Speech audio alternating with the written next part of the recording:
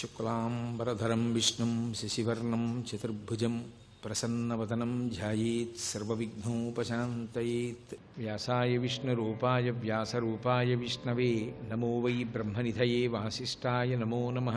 విమలపటి కమలకుటి పుస్తకరుద్రాక్షసస్తహస్తపుటి కామాక్షి పక్ష్మలాక్షి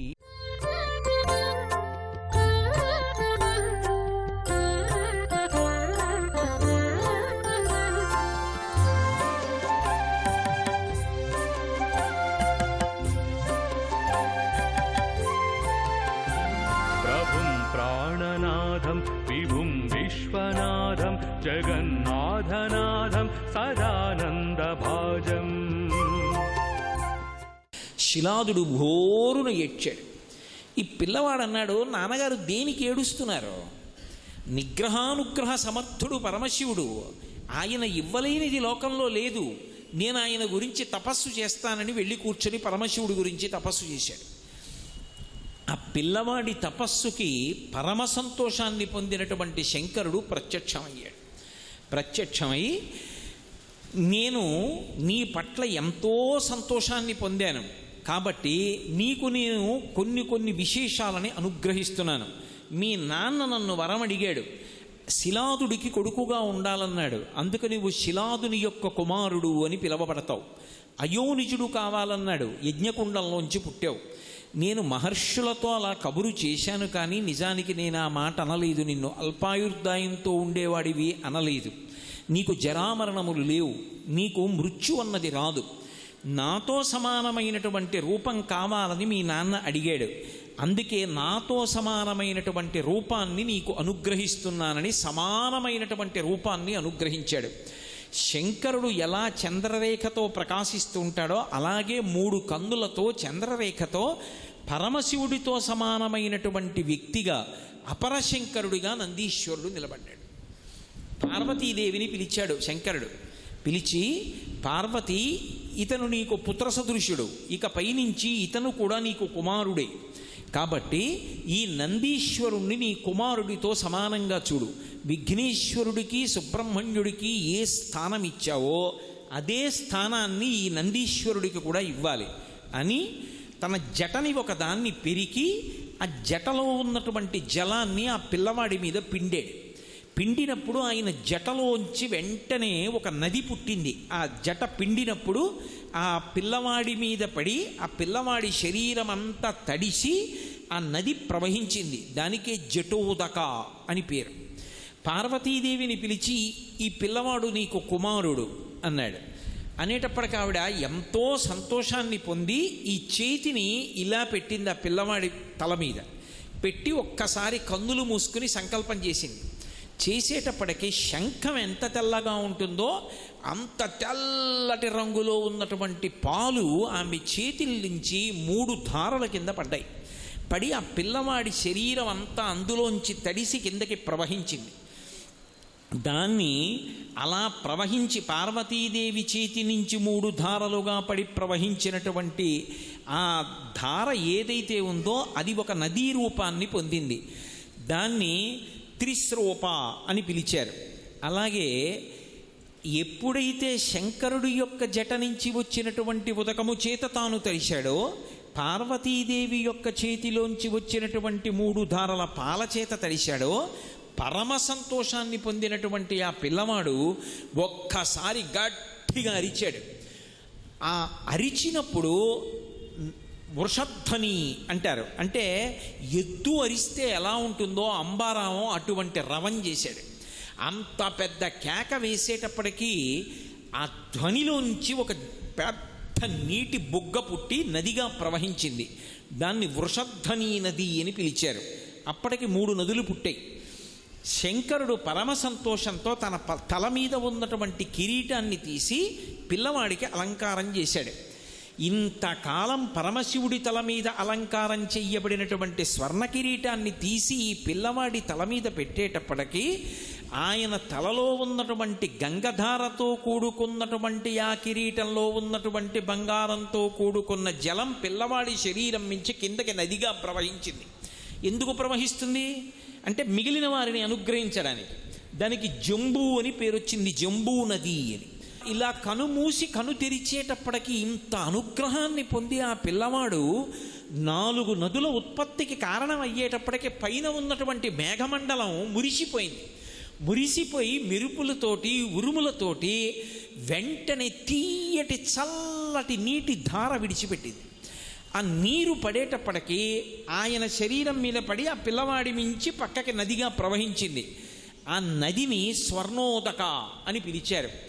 నందీశ్వరుణ్ణి పరమశివుడు అనుగ్రహించినటువంటి సమయంలో 5 నదులు ప్రవహించాయి. వీటిని పంచనదములు అని పిలుస్తారు. వాటి మధ్యలో నేను లోకాన్ని అనుగ్రహిస్తానని పరమశివుడు జప్పేశ్వరుడు అన్న పేరుతో పిలిచాడు. అందుకే 5 నదులలో స్నానం చేసి ఆ శివలింగాన్ని ఎవరు దర్శనం చేస్తారో వారు మళ్ళీ పుట్టవలసినటువంటి అవసరం ఉండదు. అంత అద్భుతమైనటువంటి రీతిలో ఆ పిల్లవాడి యొక్క జన్మ పరమశివుడి చేత పార్వతీదేవి చేత అనుగ్రహింపబడము ఏకకాలంలో జరిగాయి. ఆశ్చర్యం ఏమిటంటే పరమశివుడు తనతో సమానమైనటువంటి ముఖమండలాన్ని పిల్లవాడికి అనుగ్రహిస్తే శివమహాపురాణంలో బ్రహ్మాది దేవతలతో చెప్పుకున్నాడు నందీశ్వరుడు. ఆయన అన్నాడు, శంకర నీ అనుగ్రహం వర్ణనాతీతం, దానికి హద్దు లేదు. మా తండ్రి తపస్సు చేసి అడిగాడని నీతో సమానమైన రూపాన్ని నాకు ఇచ్చేసావు, కానీ నాకొద్దు. నువ్వు అనుగ్రహించిన మిగిలినవి స్వీకరిస్తాను, కానీ నువ్వు ఎలా ఉంటావో అలాగే నా ముఖం ఉంటే నాకు నీకు భేదం చెప్పడం కష్టం కావచ్చు, నన్ను శివుడు అనుకోవచ్చు, నాకు అంత ఆశ లేదు. ఇది నీ హద్దులేని అనుగ్రహం, అందుకే నాకు వానర ముఖాన్ని కటాక్షించమని అడిగాడు. ఆ పిల్లవాడు యొక్క వినయ విధేయతలు చూసి సంతోషించినటువంటి శంకరుడు, నువ్వు ఎప్పుడు అలా కనపడాలనుకుంటే అప్పుడు నీ ముఖము వానర ముఖంగా కనపడుతుంది, కోతి ముఖంలా కనపడుతుంది అని అనుగ్రహించాడు. అందుకే వానర ముఖంతో దర్శనమిస్తుంటారు నందీశ్వరుడు. అటువంటి మహానుభావుడై అంత వినయంతో ఆయన నిలబడ్డాడు. నిలబడితే ఆయన్ని ప్రమథగణములన్నిటికీ కూడా అధిపతిగా పట్టాభిషేకం చేశాడు శంకరుడు. అప్పుడు తూర్యములనన్నింటినీ మోగించారు, మంగళవాద్యములను రోగించారు, దిక్కులు పిక్కటిల్లిపోయి పుష్పవృష్టి కురిసింది, అప్సరోగణములు నాట్యములాడాయి. అంత గొప్పగా ఆయనకి పట్టాభిషేకం చేశారు. అందుకే ప్రమథగణములన్నిటికీ కూడా అధిపతి ఎవరు అంటే నంది.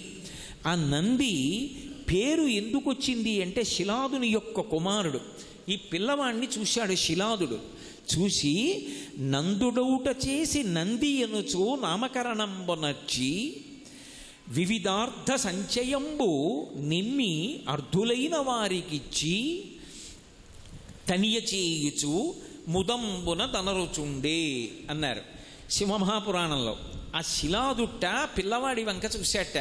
ఉరే శిలాదుని యొక్క కుమారుడు అని చెప్పబడతావు, ఎంత గొప్ప కొడుకువిరా అని ఆ పిల్లవాడి ముఖం చూసేటప్పటికీ ఆ తండ్రిలో ఎంత ఆనందం వచ్చేసిందోట. నాలో ఉండిపోయిన ఇంత ఆనందం, నా కోరిక తీరింది, పరమశివుడితో సమానమైనటువంటి కొడుకుని నేను కన్నానన్న ఆనందానికి కారణమై రాశీభూతమై సాకారముగా నా ఎదుట నడిచి వచ్చావు కాబట్టి, నా కోరిక తీర్చావు కాబట్టి కొడుకుని నందనుడు అని పిలుస్తారు. తండ్రి ఆనందమునకు కారణమవుతాడు కాబట్టి కొడుకు నందనుడు. ఎంతమంది ఉండనివ్వండి, తండ్రి మనసు కొడుకు కోసం కొట్టుకుంటుంది. అందుకే కొడుకుని నందన అన్న శబ్దంతో పిలుస్తారు.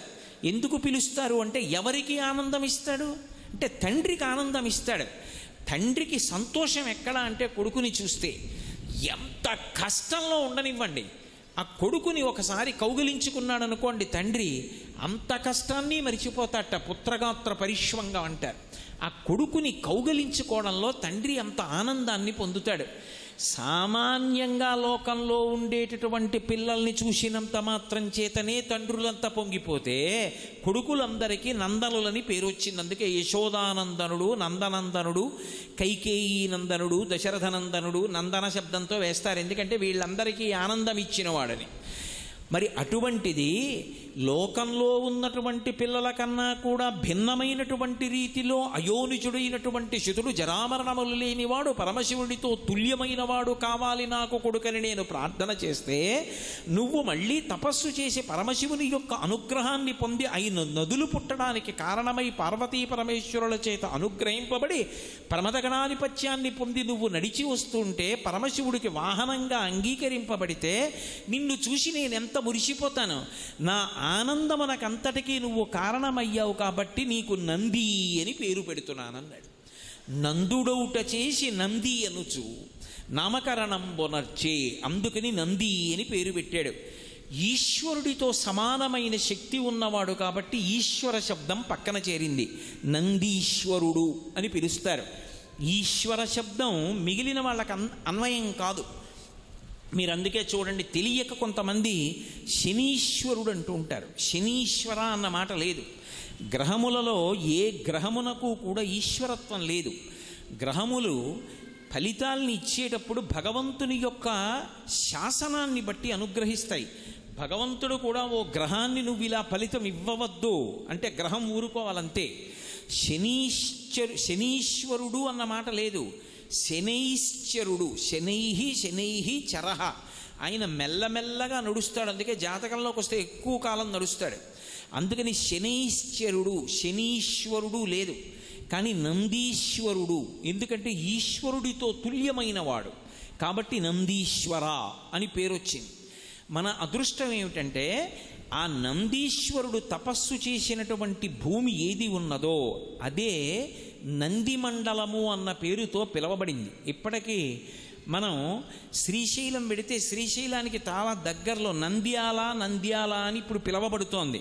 అది నంద్యాల కాదు, అసలు నందుల యొక్క ఆలయముల వరుస ఉన్నటువంటి ప్రదేశం కాబట్టి నందుల ఆలయ ఆవళి, నందులకు ఆలయములు ఎన్నో ఉన్న ప్రదేశం అది నందుల ఆలయము.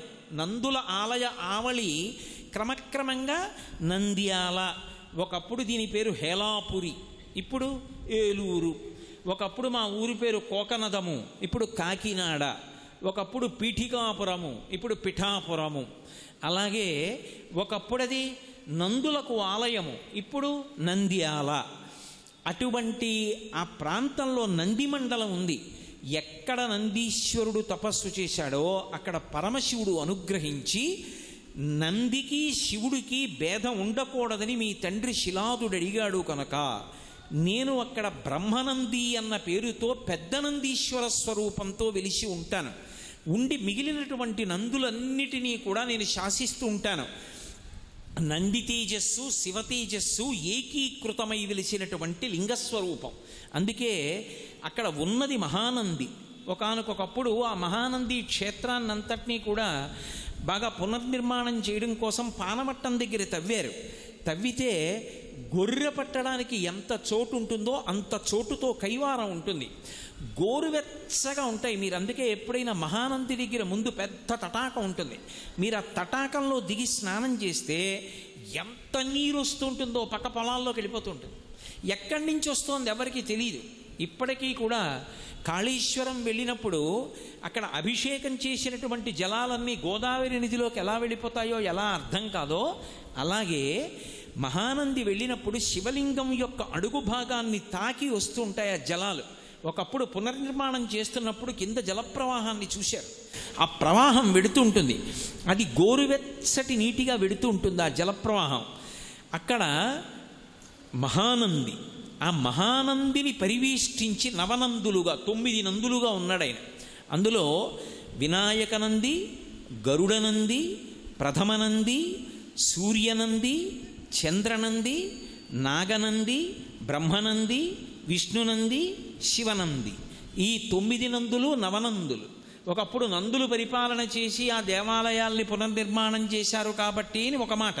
కానీ శాస్త్రంలో 9గా వెలిసినటువంటి నందిస్వరూపములకు ప్రధాన పరిపాలకుడై వెలిచాడైన బ్రహ్మనంది అన్న పేరుతో.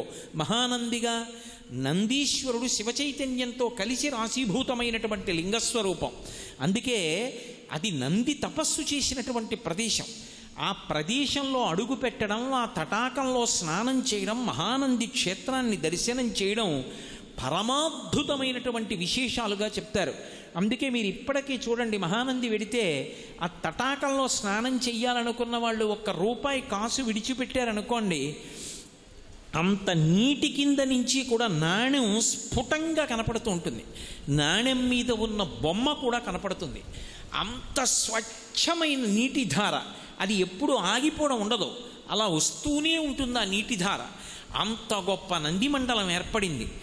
నందీశ్వరుడు అన్న పేరుతో శివపరివారంలో ఆయన ప్రధానుడయ్యాడు.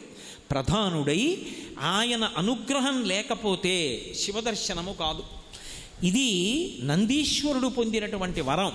అందుకే నేను శివాలయానికి వెడతానండి, వాహనమే కదండి, నేను శివలింగాన్ని దర్శనం చేస్తానండి అంటే కుదరదు. అందుకే నందీశ్వరుణ్ణి మీరు గమనించండి, ఆయన ఆనందమంతా ఎక్కడుంటుంది అంటే శివదర్శనంలోనే ఉంటుంది. ఎప్పుడూ శివలింగం వంక చూస్తూ ఉంటాడు. శివలింగం అంతరాలయంలో ఉంటుంది, నంది బయట ఉంటాడు. ఎండ రానివ్వండి, నందిని ఒక్కొక్కసారి మీరు వేసవి కాలంలో వెళ్ళి సాయంకాలం ప్రదోష సమయంలో ముట్టుకుంటే వేళ్ళు కాలుతాయి, అంత వేడిగా ఉంటుంది మూర్తి. కానీ ఇంత వేడిగా ఉందని ఆయన తల కదపడు. పెద్ద వాన పడనివ్వండి, కదపడు. భక్తి ఎక్కువైపోయి కార్తీక మాసంలో నంది తోక కింద దీపం పెట్టనివ్వండి, ఆయన కదలడు. ఆయన ఎప్పుడూ పరమశివుణ్ణే చూస్తుంటాడు. శివుని వైపు దృష్టి పెడతాడు, ప్రపంచానికి పృష్ఠభాగం ఇస్తాడు. ప్రపంచంతో సంబంధం లేదు, ఆయనకి ఎప్పుడూ శివదర్శనమే. ఆ శివదర్శనంలో పొంగులు వారిపోతూ ఉంటాడు. అంతటి అద్భుతమూర్తి కనుకనే శైవాగమంలో ఒక విశేషం ఉంది. త్రయోదశి తిథి పరమశివుడి పరంగా చాలా అద్భుతమైనటువంటి తిథి. త్రయోదశి నాడు శివలింగానికి చేసేటటువంటి అభిషేకం ఎంత గొప్పగా చేస్తారో, ఉభయపక్షములలోనూ త్రయోదశి తిథి నాడు నందీశ్వరుడికి కూడా అంత గొప్పగానూ అభిషేకం చేస్తారు. నందీశ్వరుడికి అభిషేకం చేసినటువంటి కారణం చేత సమస్తమైనటువంటి అశాంతి ఉపశమిస్తుందని, సమస్తమైనటువంటి కళ్యాణములు అబ్బుతాయని, మనుష్యులకు కావలసినటువంటి ఈప్సితములు సిద్ధిస్తాయని మనకి శాస్త్రవాక్కు. అందుకే శివదర్శనం ఎంత గొప్పదో, శివలింగాభిషేకం ఎంత గొప్పదో, నందీశ్వరుడికి చేసేటటువంటి అభిషేకము కూడా తత్తుల్యము, అంత గొప్పది. అటువంటి నంది యొక్క శృంగముల మధ్య నుండి మాత్రమే శివలింగాన్ని దర్శనం చెయ్యాలి. శివలింగాన్ని దర్శనం చేసేటప్పుడు శివుడికి నందికి మధ్యలోకి వెళ్ళి దర్శనం చేయకూడదు. అలా ఎవరైనా వెడితే అది గొప్ప దోషం కింద స్వీకరిస్తారు. అలాగే నిర్మాల్యం తీసుకొచ్చి శివుడి మీద ఉన్న పువ్వులు చేతికిస్తే నంది దగ్గర పెట్టేస్తుంటారు. అలా పెట్టడం ఎట్టి పరిస్థితుల్లోనూ అంగీకరింపబడదు. నందీశ్వరుడి దగ్గర నిర్మాల్యాన్ని విడిచిపెట్టకూడదు. ఆయన దగ్గరకు వెళ్ళి శివలింగానికి నందీశ్వరుడికి మధ్యలోకి వెళ్లకుండా ఉండడానికి ఏ చేతిని ఉపయోగిస్తే సరిపోతుందో ఆ చేతిని పెట్టి, ఉదాహరణకి బొటనవేలు చూపుడు వేలు ఆయన యొక్క శృంగములు కొమ్ముల మీద ఉంచి, అంత బలిష్టమైనటువంటి నంది కొమ్ముల మీద మీరు చెయ్యి పెడితే నూరుకుంటాడా? కానీ ఆ రెండిటి మీద బొటనవేలు చూపుడు వేలు ఉంచి ఎడమ చేతితో ఆయన యొక్క ఆ వృషణములను, అవయవాన్ని ఒక్కసారి ఇలా పట్టుకోవాలి, ఒక్కసారి పట్టుకుని వదిలేయాలి. ఆ వృషణములను ఇలా పట్టుకునేటప్పటికీ ఆయన ఊపిరి అని ఆగుతుంది. ఆయన ఊపిరిలో, ఆయన వదిలిపెట్టిన ఊపిరి, పీల్చిన ఊపిరిలో పరమశివుడు పార్వతీదేవితో కలిసి ఊయలలు ఊగుతూ ఉంటాడు. ఎప్పుడైతే ఆయన ఊపిరిని ఒక్కసారి ఆపాడో, ఎదురుగుండా ఉన్నటువంటి శివుడు ఊయల ఆగి కైలాస పర్వతం మీద కూర్చున్నటువంటి పార్వతీ పరమేశ్వరుల దర్శనము చేసినటువంటి వాడు అని దర్శనం చేసినటువంటి భక్తుడి ఖాతాలో వేస్తాడు. అది ఒక్క నందీశ్వరుడి యొక్క శృంగముల మధ్య నుంచి దర్శనం చేయడం వల్ల మాత్రమే సాధ్యం. అలా కాకుండా అతిక్రమించి నందికి నమస్కారం చెయ్యకుండా వెళ్ళి నమస్కరించాడు అనుకోండి, దాని వలన దోషం వస్తుంది. అందుకే ముందు నందిని ప్రార్థన చేసి తరువాత ఆయన శృంగముల మధ్యలోంచి చూడాలి. ప్రదోషవేళ దాటిపోయి కవచం పెట్టేస్తే, అంటే శివలింగం కనపడకుండా శివుని యొక్క మూర్తి ఏ ఇత్తడిదో రాగిదో వెండిదో బంగారందో తొడిగేస్తారు. అలా తొడిగేస్తే నంది శృంగముల మధ్యలోంచి చూడక్కర్లేదు. లింగాన్ని చూస్తే మాత్రం నంది యొక్క శృంగముల మధ్యలోంచి మాత్రమే చూడాలి. అది పరమశివుడు నందీశ్వరుడికి ఇచ్చినటువంటి వరం. వెంకటేశ్వర స్వామి వారి దర్శనానికి ముందు ఆదివరాహస్వామి దర్శనం ఎలా చెయ్యాలో అలా నందీశ్వరుని యొక్క శృంగముల మధ్యలోంచి మాత్రమే శివలింగాన్ని దర్శనం చెయ్యాలి. నంది పట్ల అపచారం చేస్తే పరమశివుడికి ఆగ్రహం వస్తుంది. నంది పట్ల పరమ భక్తితో వినమ్రతతో ప్రవర్తించాలి. మంగళం కోసలేంద్రాయ మహనీయ గుణాత్మనే చక్రవర్తి తనూజాయ సర్వభౌమాయ మంగళం ఉమా కాంతాయ కాంతాయ కామితార్థప్రదాయినే శ్రీగిరీశాయ దేవాయ మలినాథాయ మంగళం. సర్వం శ్రీ ఉమామహేశ్వర పరబ్రహ్మార్పణమస్తు. స్వస్తి.